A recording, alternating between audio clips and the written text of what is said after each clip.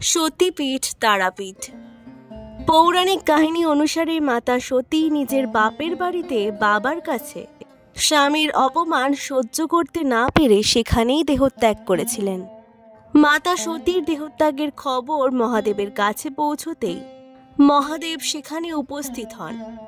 সতীর মৃতদেহ দেখে ক্রোধে উন্মত্ত মহাদেব সেই দেহ কাঁধে নিয়ে তাণ্ডব নৃত্য চালু করেন। মহাদেবের তাণ্ডব নৃত্যে পৃথিবী ধ্বংসের আশঙ্কায় শ্রী বিষ্ণু তার সুদর্শন চক্র দ্বারা মাতা সতীর দেহ 51টি খণ্ডে খণ্ডিত করেন। সেই দেহখণ্ডগুলোই যে যে স্থানে পড়েছিল সেখানে একটি করে সতীপীঠ প্রতিষ্ঠা হয়।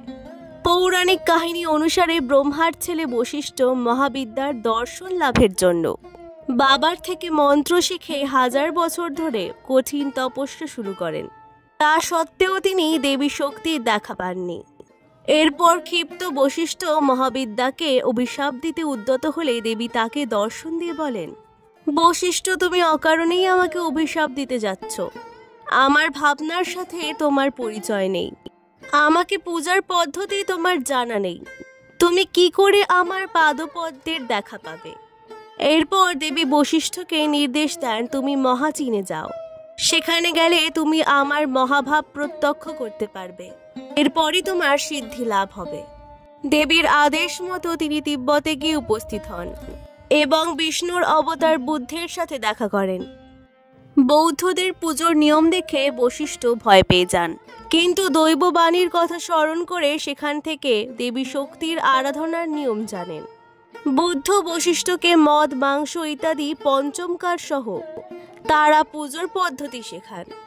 শিক্ষা শেষে বুদ্ধ ধ্যান যোগে জানতে পারেন তারাপীঠে গিয়ে সাধনা করলে তবেই দেবীর দর্শন পাওয়া যাবে এবং সেখানেই দেবীর মন্দির স্থাপিত হবে।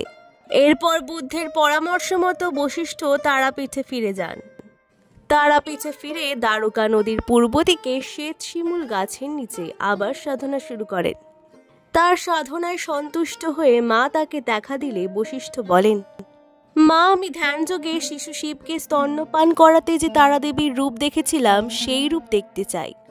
দেবী বশিষ্ঠের ইচ্ছা পূরণ করেন। বিশ্বাস করা হয় এই শ্বেত শিমুল গাছের গোড়া থেকে বশিষ্ঠ মা তারার প্রস্তর রূপটি খুঁজে পান। বলা হয় এখানে সাধনা করলে সর্বসিদ্ধি লাভ হয়ে থাকে। এখানে অসংখ্য সাধক সাধনা করে সিদ্ধি লাভ করেছেন।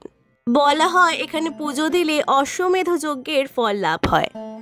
লোকশ্রুতি অনুসারে 500 থেকে 700 বছর আগে দ্বারকা নদী পার হয়ে জয়দত্ত নামে এক বণিক বাণিজ্য করতে যাচ্ছিলেন। সন্ধ্যা হলে মাঝিরা একটি ঘাটে নৌকা ভিড়িয়ে দেয়। সেটি ছিল তারাপীঠের শ্মশান সংলগ্ন একটি ঘাট। রাতে বৃদ্ধার পেশ ধরে বণিক জয়দত্তর কাছে স্বয়ং মা তারা ভিক্ষা চাইতে আসেন, কিন্তু জয়দত্ত বৃদ্ধাকে ভিক্ষা না দিয়ে তাড়িয়ে দেন। তারপর ওই রাতে জয়দত্তর একমাত্র ছেলেকে সাপে কাটে। মৃত ছেলেকে ভেলায় ভাসিয়ে দুঃখী বণিক প্রাণ ত্যাগ করে পৃথিবীর মায়া কাটিয়ে যাবার কথা ভাবছিলেন। পরদিন মাঝিরা যাত্রার আগে রান্না করার জন্য মাছ কিনেছিলেন। সেটি কেটে ধোয়ার জন্য সামনের অমৃতকুণ্ডের জলাধারে নিয়ে গেলে কাটা মাছটি জ্যান্ত হয়ে যায়। এই দৃশ্য দেখে হতবাক মাঝিরা বণিক জয়দত্তকে খবরটি দেন। তিনি ভাবেন কাটা মাছ জ্যান্ত হতে পারলে তার মরা ছেলেও বেঁচে উঠতে পারে। এই ভেবে ওই অমৃতকুণ্ডের জল মরা ছেলেকে খাওয়ালে সে বেঁচে ওঠে। এই ঘটনায় হতবাক সবাই তাদের যাত্রা বন্ধ রাখে।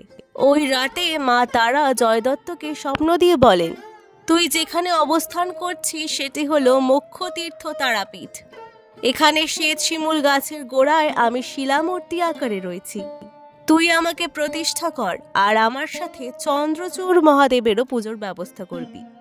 স্বপ্নে মায়ের আদেশ মতো শিমুল গাছের পাশে শ্মশানের মধ্যেই বণিক জয়দেব একটি ছোট মন্দির প্রতিষ্ঠা করেন ও তারা মা এবং চন্দ্রচূড় মহাদেবের পুজোর ব্যবস্থা করেন। তবে বন্যায় নাকি এই মন্দিরটি ধ্বংস হয়ে যায়। বর্তমান মন্দিরটি তৈরি হয়েছে 1225 বঙ্গাব্দে। এই তারাপীঠকে কেন্দ্র করে রয়েছে অসংখ্য কাহিনী। এরপর 1244 সনের 12ই ফাল্গুন তারাপীঠে জন্মালেন সেই কিংবদন্তি সাধক বামাখ্যাপা। তিনি তারাপীঠে নানান ঘটনা সৃষ্টি করেছিলেন। মায়ের মন্দির আর তারাপীঠ শ্মশানের মধ্যেই বামার জীবন কেটে গেছে। 1318 সনের 2রা শ্রাবণ তারা মায়ের নাম জপ করতে করতে বামা খেপা দেহত্যাগ করেন, আর তারাপীঠের মহাশ্মশানেই তার দেহের সৎকার করা হয়।